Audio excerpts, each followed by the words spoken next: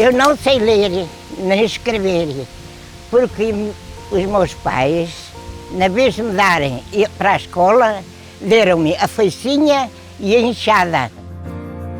Uma frase forte para início de conversa, mas foi esta a vida da Violeta e de tantas outras mulheres e homens da Palhaça. E por falar em Palhaça, achámos o nome desta freguesia tão engraçado e invulgar que fomos procurar a origem. Descobrimos umas capas muito famosas que eram usadas neste lugar de outrora, conhecidas como palhoças. Estas capas serviam para abrigar as pessoas da chuva, mas também havia quem usasse como revestimento das habitações, que na época eram de adobe e barro amassado. Quem fabricava as palhoças eram mulheres, conhecidas como palhoceiras, que passavam o dia a entrelaçar a palha do junco. Depois de terem algumas capas prontas, iam vendê-las para o lugar dos 4 caminhos. Mas voltemos à nossa Violeta e às primeiras recordações da infância. Olha, isso a idade era pequena. Era pequena, porque aos 7 anos, mais ou menos, é escola. Não me mandaram para a escola, mandaram-me trabalhar. Adiante das vacas, a labrar, e se eu não chamava bem, apanhava com a vara. Pois, se eu não apanhava com a vara, se não chamava bem. Mais tarde, eu fui sempre seguido a trabalhar. Botaram-me em cima do carro a carregar mato, carregar agulhas, fazer isso tudo. E eles a darem-me com as cerquilhas, a botarem para cima do carro e eu a armar. E se eu não botava as coisas bem, se eu não fazia a carrada bem, apanhava com as costas da forquilha. Quem estava debaixo virava-me a forquilha assim e dava-me no rabo com a coisa das costas da forquilha para eu aprender a fazer as coisas.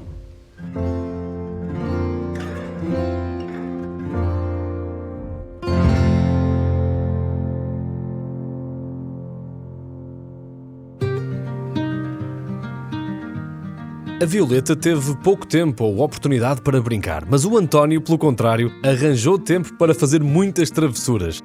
Achámos esta história especialmente divertida, pois não é qualquer um que se pode gabar de acordar e pôr a pé a vizinhança toda. Frente à nossa igreja matriz existe uma capela que é mais antiga que a igreja, que é a capela dos seus capões, e tem lá uma sineta, tem lá um sino. E que é que nós havíamos de inventar? Com um fio pedido a uns e a outros fio carreto, o Antonito, que era conhecido o Tonito, mandaram-lhe lá acima à capela, lá à torre, e enfiar o fio na sineta, para nós aí a 1 quilómetro puxarmos a tocar a sineta. A sineta, que já estava há alguns 50 ou 60 anos sem tocar, tinha um som assim um bocado esquisito. Resulta que isto era mais ou menos uma meia-noite ou mais, os vizinhos levantaram-se todos. Ai, isto são almas do outro mundo. Ai, é os capões velhos que andam aí, olha o sino a tocar sozinho. Pois o fio estava estendido até uma oliveira, que hoje é a Avenida Nova, que a gente considera que estão lá umas oliveiras, e então eu é que fiz aquela judiaria de tocarmos o sino. Vamos ali uns 20 minutos, aquilo encheu-se de gente, começámos a fugir uns por cada canto, e viemos então parar a uma capelinha que também é muito antiga, que é a Capelinha das Martinzas, por esse carreiro acima, e encontramos aí uma praça de gente. Tivemos que fugir daí outra vez. Outro dia, fomos à missa, e o seu padre, que é o seu padre Manuel de Oliveira, diz assim: eu soubesse quem tinha sido o malandro, ou os malandros que foram fazer esta judiaria à capela, eu puxava-lhe as orelhas, mas era um palmo de orelhas que eu tinha que puxar. Essa foi uma que ficou bem gravada, mas isso já eu era maior. Isso é que eram malandrices. Mas como é que tinham tempo para tudo? Escola, trabalho e brincadeiras?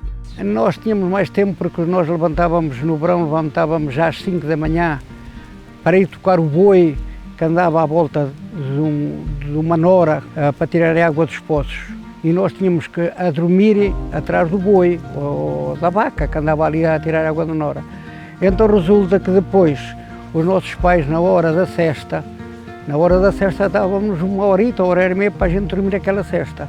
À noite voltávamos a juntar todos na mesma praça, aquelas praças que havia, uma no Arieiro, outra na Palhaça, outra em Miranova, e então a gente estudava as juderias que havíamos de fazer nessa noite. Não eram muitas maldades, mas fazíamos algumas. Era a vida daquele tempo. São recordos lindos, mas são recordos que não interessam agora. À juventude agora não interessa.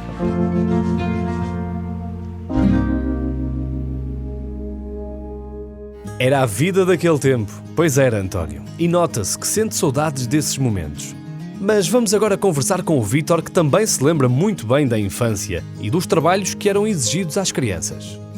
Frequentei a escola primária cá na Palhaça e, tal como outros dizem, também comecei a trabalhar muito cedo, porque é assim, eu para ter brincadeiras primeiro tinha que trabalhar e foi assim um bocado a educação que me deram.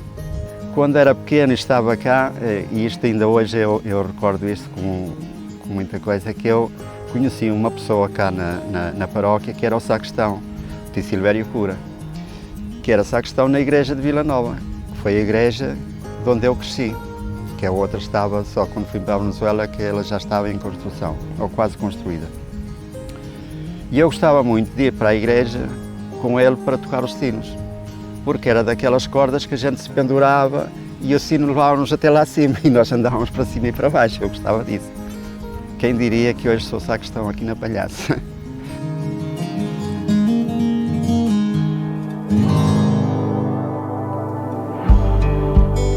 Desta é que não estávamos à espera. Então combinamos esta conversa com o sacristão da Palhaça e ninguém nos avisou.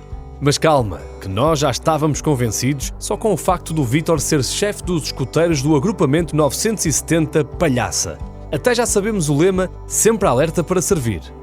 Mas vamos continuar, e como não há dois sem três, também perguntámos ao Vítor sobre a infância.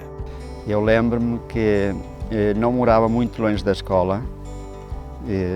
A escola, para ir para lá agora temos estradas, antes não havia, era um tipo de um carreiro através de umas terras de milho e vínhamos ter a escola primária. Aquilo era, não sei, talvez eu vivesse a vida de outra maneira, aquilo para mim era tudo, eu gostava de vir para a escola, tinha aquele gosto de vir. Quando chegava da escola, assim, tinha tempo para brincar, que os meus avós davam-me tempo para brincar, mas primeiro tinha coisas a fazer. E quando fizesse, quanto mais rápido fizesse, mais tempo tinha para brincar. Pronto, o brincar era assim, eles não se preocupavam de onde eu andava. Eles sabiam que eu não saía dali da zona. Não estavam lá a chamar, olha, anda para cá, olha, não vais para aí. Às vezes aparecia esmurrado em casa, mas calava-me caladinho, porque ainda apanhava por cima e então não dizia nada. Só apanhava mais, era quando aparecia, ou com as calças rotas, lembro-me que o meu avô me comprava uns sapatos que eram com sola de madeira. E aquilo, quando havia muita lama, era bom porque aquilo escorregava e a gente fazia uns escorregas muito com aquilo, depois aparecíamos todos sujos. Apanhávamos, mas gostávamos. As tarefas que nós tínhamos naquela altura era arar e labrar as terras, semeávamos o milho, a batata, produzíamos uma boa quantidade de milho e de batatas naquele tempo. Eram as vinhas, que era tudo manejado pelo braço do homem, que era com a enxada, as vinhas eram sorribadas à fundura de 1 metro e o homem é que tinha que andar ali a cavar aquilo. E era a limpeza dos pinhais, nesta altura não havia praias para nós, tínhamos que andar nos matos a limpar os matos. Hoje há incêndios, naquela altura era muito raro haver um incêndio, porque estava tudo limpinho, e então era criar os bois, a ver aquele que melhor junta de bois tinha, e a parte dos suínos, os porcos também se criavam na casa para termos a arca, não havia arca, era uma salgadeira com sal para termos a carne para todo o ano. Era essa a nossa tarefa daquele tempo na agricultura. A povoação da Palhaça assenta sobre uma espécie de pequeno planalto muito fértil sob o ponto de vista agrícola, e esse será um dos motivos que levou tantas crianças a trabalhar muito cedo no campo, muitas delas negligenciando os estudos. Eu era um dos melhores alunos e então o senhor professor queria que eu fizesse o exame de admissão. Como não havia garantias humanas, eu cheguei ao dia da admissão e renunciei a fazer o exame. O menino faz o exame de admissão. Senhores professores, eu não tenho condições para estudar. E aquilo deixou-me pena, eu não ir estudar. E hoje ver os meus colegas daquele tempo, 2 ou 3 são professores, 2 ou 3 são professoras, e eu não estudei. Hoje estou arrependido em ter feito aquela ação, mas, meu amigo, as condições não davam, porque o meu pai estava à minha espera para tocar a vaca, para ir à lenha, para ir à água, para encaminhar a água, e eu tinha que viver aquela vida.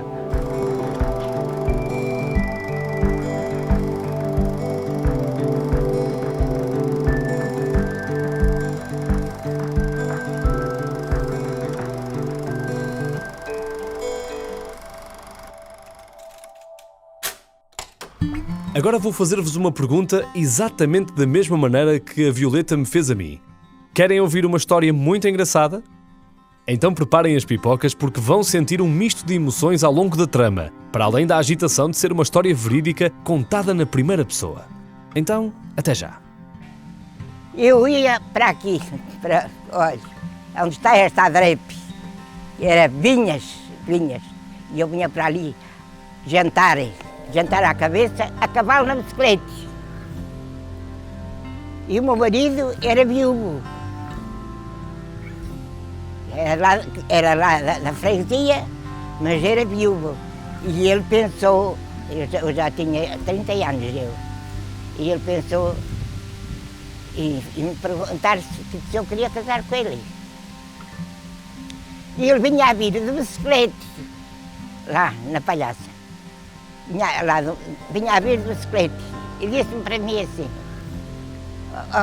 Filipina, porque chamam-me Filipina, mas eu não sou Filipina, sou Violeta, que é o meu nome. E eu quero falar contigo. Quero falar contigo. Então fale, eu estava para você. Fala, então eu vou aqui. O senhor quer falar, fale. Ai, mas eu queria, olha lá, tu não te queres casar? E eu disse assim, não. Um dia fui à loja e ele estava na loja e queria falar comigo, mas eu também não dei conversa nenhuma e me embora. Chamavam-lhe ele, era enxertadora de enxertar cepas. E no dia de carnaval, a minha mãe disse assim para mim: olha, que eu disse ao Vanelli, que era esse, para me vir enxertar ali à vinha aqueles enxertos. E olha que faz comer, porque ele tem vindo sempre lá a enxertar e nunca comeu nada. Hoje é dia de carnaval, vai comer mais gente, vai comer mais a gente. E eu caladinha, fiz jantar e pensei assim, agora é que é o rei. Então manda para cá. Ninguém sabia nada, aquele que não tinha falado nada. Mas eu disse assim, agora é que é o rei. Então, ele agora vai-me abordar o mesmo assunto outra vez. E foi. Ele começou a apertar outra vez comigo e eu disse que sim. A minha mãe foi dizer ao meu irmão, e o meu irmão começou a ralhar comigo, que não queria que eu me casasse. Aí pronto, foi dizer isso outra vez que não. O homem passou. Disse outra vez que não. Mas pois, um dos meus irmãos, coitadinhos, já lá estão todos. Éramos 4, já lá estão todos. Ninguém tem nada que se meter nela. Ela faz o que ela quer. Ela faz o que ela quer. A minha mãe também disse, isso é contigo. Ele ser bom homem foi e é bom homem. Toda a gente sabe que ele quer bom homem. Mas é contigo. Faz o que tu quiseres. Meus irmãos depois disseram a mesma coisa e eu resolvi o casamento com ele. Eu prometi-vos uma história muito divertida, só não vos disse que tinha um final tão feliz. A Violeta e o Manuel viveram muitos anos juntos e felizes e deles resultou uma família maravilhosa que tivemos o privilégio de conhecer. Mas há mais histórias engraçadas na Palhaça. Ora, vejam esta do Vítor. É uma história, não é bem engraçada, que eu ainda apanhei por causa dela. Nós antes, com 2 tostões ou 5 tostões, éramos ricos. Não é? E eu pedia sempre, o meu avô dava-me sempre dinheiro para eu comprar roçados. E um dia o que é que eu fiz? Ele tinha, acho que era uma moeda uma nota de 5 escudos. Era 5 escudos. E eu não lhe disse nada e tirei-a. Só que de onde fui comprar os roçados, a pessoa estranhou. Epá, tanto dinheiro para comprar os roçados, com 2 tostões já se compravam muitos. E foi fazer queixa ao meu avô. E eu depois escondi o troco numa pedra, que nós saímos, agora está lá uma casa, que é a casa do Giro, o caminho fazia aquela curvinha aí, havia uma pedra daquelas de moda, moinho, e eu escondi o dinheiro aí. Depois, a toque de correia, teve que ir lá buscar o resto do dinheiro para dar ao meu avô. Nunca mais, serviu um descaramento. Mas foi a história e também me fez pensar que não se deve mexer naquilo que é dos outros, mexer só naquilo que é nosso.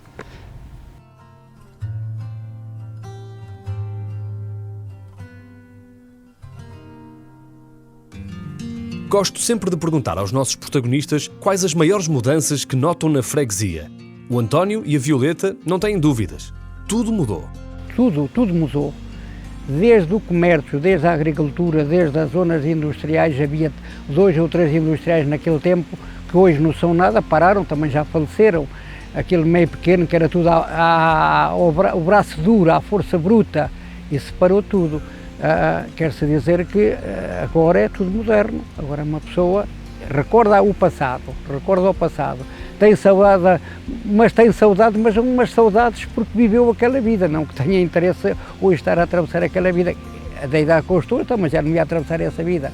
Mas hoje, os meus filhos, praticamente, estão modernizados, não seguiram a minha vida, e cada vez os meus filhos têm os filhos dos que cá vivem, da minha idade, todos se modernizaram um bocadinho, tanto no comércio, como na indústria, como na agricultura, como em tudo. A diferença agora, mas agora não é como era antigamente.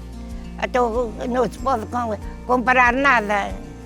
Isto não está nada para comparar. Os fregueses da Palhaça, seja há 80 anos ou hoje em dia, mantêm um amor e um orgulho imensurável na sua terra e estão sempre dispostos a mostrar aos de fora as tradições, os costumes e as marcas que os distinguem do resto do concelho e até do país. Uma coisa é certa, o prémio para os mais traquinas e criativos nas brincadeiras fica aqui, na freguesia da Palhaça.